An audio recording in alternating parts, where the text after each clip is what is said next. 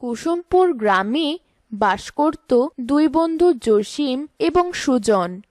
জসিম ছিল ন্যায়পরায়ণ, কিন্তু সুজন ছিল প্রচণ্ড লোভী। জসিম জমি চাষাবাদ করে দিন এনে দিন খেত। অপরদিকে সুজন চুরি ডাকাতি ছিনতাই সহ বেআইনি পথে রোজগার করত।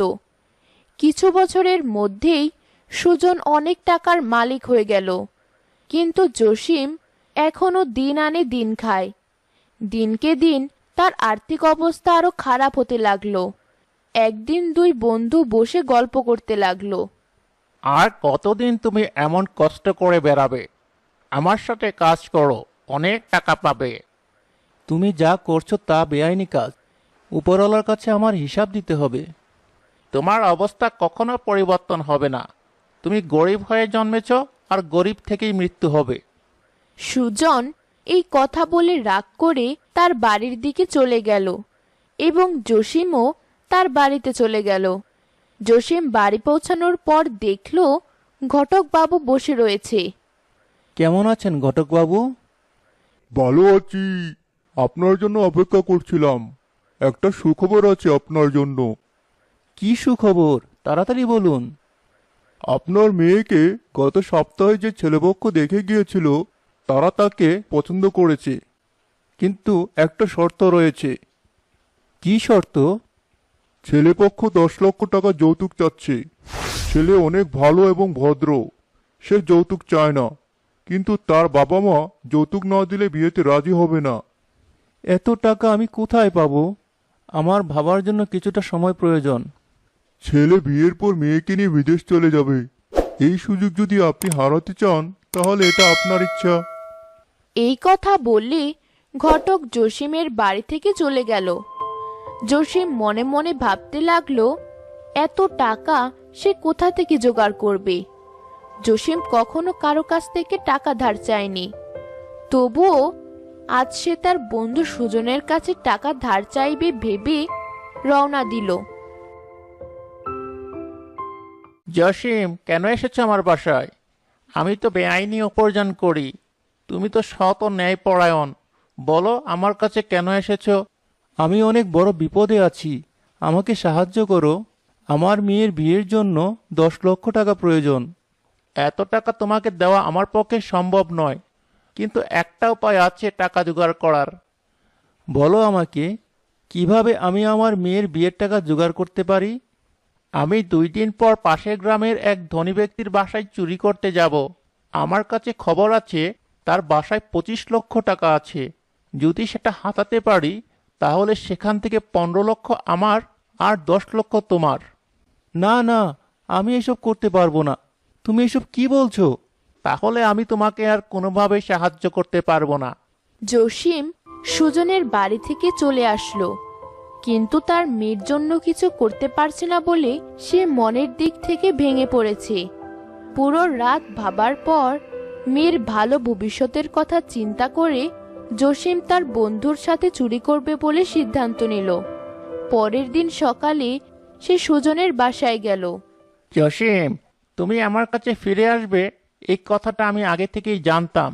আমার আর কোনো উপায় নেই, তাই বাধ্য হয়েই আমাকে তোমার প্রস্তাব মেনে নিতে হচ্ছে। ঠিক আছে, তাহলে কাল রাতে তৈরি থেকো, আমরা চুরি করতে যাব। পরের দিন রাতে দুইজন চুরি করার জন্য পাশের গ্রামের উদ্দেশ্যে যাত্রা শুরু করলো। ওই ধনী ব্যক্তির বাড়িতে পৌঁছানোর পর সুজন বলল, জসিম, তুমি ঘরের ভিতরে ঢুকবে, আর আমি বাইরে দাঁড়িয়ে থাকবো। ঘরের ভিতরে থাকা আলমারিতে টাকাগুলো আছে। আমি বাইরে দাঁড়িয়ে পাহারা দিচ্ছি। তুমি যাও, টাকাগুলো নিয়ে আসো। সুজন, দেখো, আমার জীবনে আমি কখনো এই কাজ করিনি, তাই আমি বাইরে থাকি। তুমি বরং ভিতরে গিয়ে টাকা নিয়ে আসো। না, তোমার মেয়ের বিবাহের টাকা জোগাড় তোমাকেই করতে হবে। তাড়াতাড়ি যাও, টাকাগুলো নিয়ে আসো। জসিম উপায় না পেয়ে ঘরের ভিতরে চুরি করার জন্য ঢুকলো, কিন্তু দুর্ভাগ্যবশত ওই ঘরের মালিক তাকে ধরে ফেললো। শোরগোল পড়ে গেল, চোর এসেছে, চোর এসেছে। সুজন তার বন্ধুকে রেখে পালিয়ে গেলে আর সবাই জসিমকে মারধর শুরু করলো। মর ওটাকে মর, আরো জোরে জোরে মর। ও আহ আহ মরে গেলাম। গ্রামের মানুষ প্রচন্ড মারধর করার পর তাকে জঙ্গলে নিয়ে গেল। তারা তাকে নদীর পাশে একটি গাছের সাথে বেঁধে রেখে সেখান থেকে চলে গেল। কিছুক্ষণ পর জসিম একটি অদ্ভুত আওয়াজ শুনতে পেল। জসিম, তুমি তো অনেক সৎ মানুষ ছিলে, কিভাবে তুমি সুজনের অসৎ কাজে নিজেকে জড়িয়ে ফেললে? কে কে কথা বলছো? আমি তোমাকে দেখতে পাচ্ছি না কেন? তুমি যেই গাছের সাথে বাঁধা আছো সেই গাছটি তোমার সাথে কথা বলছে। গাছটি কখনো কথা বলতে পারে? সত্যি করে বলো, কে কথা বলছো? আমি তোমার হাতের বাঁধন খুলে দিলাম, এখন হয়তো তোমার বিশ্বাস হবে যে আমি কথা বলছি। ধন্যবাদ, আমার বিশ্বাস হয়েছে তুমিই কথা বলছো। কিন্তু তুমি কে? কি তোমার পরিচয়? আমি এই জঙ্গলে যত গাছ আছে তাদের সবার রাজা। আমার কাছে আছে অলৌকিক শক্তি। তুমি আমার কাছে তোমার সমস্যার কথা বলতে পারো, আমি তোমাকে সাহায্য করব।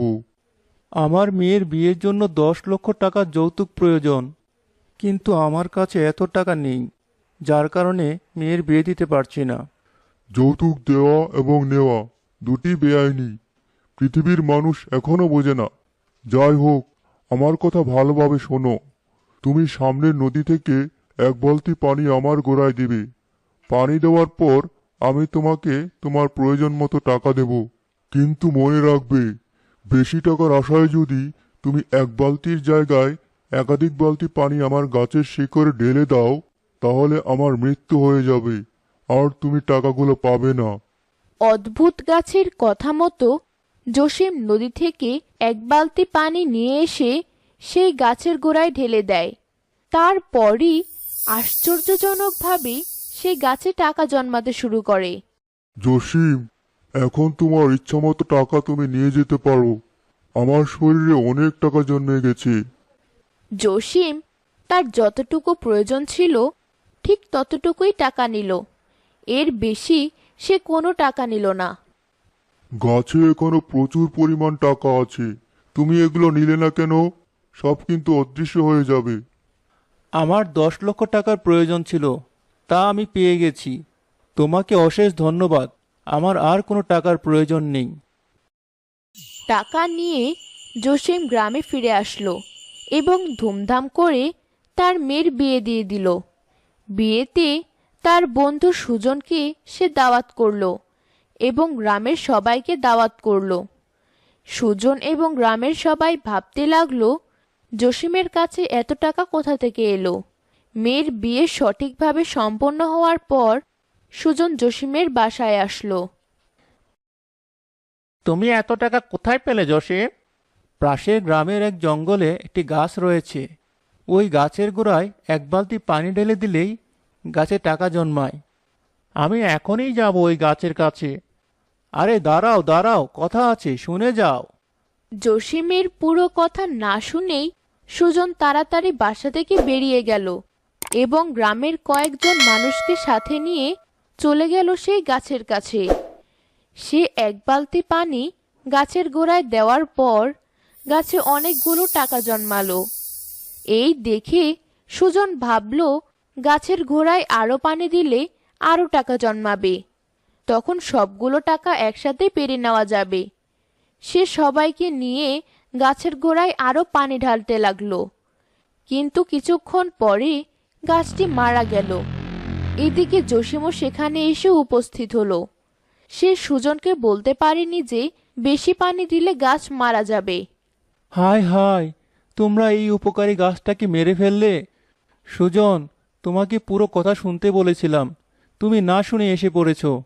এই গাছে দিনে 1 বালতির বেশি পানি দিলে গাছটি মারা যাবে, এই কথাটি তোমাকে আমি বলতে চেয়েছিলাম। সুজন, তুমি পুরো কথা শুনে আসনি দেখেই আজ আমরা টাকাগুলো পেলাম না। এই বলে সবাই সুজনকে পেটাতে লাগলো। সুজন তার লোভের কারণে নিজের ক্ষতি করলো, সাথে সাথে গ্রামবাসীরও ক্ষতি করলো। বন্ধুরা, লোভ কখনো মানুষকে ভালো কিছু দিতে পারে না। সুজন তার লোভের কারণে নিজেরও ক্ষতি করলো, সাথে সাথে ক্ষতি হলো গ্রামবাসীরও। আমরা লোভ থেকে দূরে থাকি। ভিডিওটি ভালো লাগলে একটি লাইক দিন এবং আপনার বন্ধুদের সাথে শেয়ার করুন। আর নতুন নতুন ভিডিও দেখার জন্য চ্যানেলটি সাবস্ক্রাইব করে পাশে থাকা বেল বাটনটি বাজিয়ে দিন। ধন্যবাদ।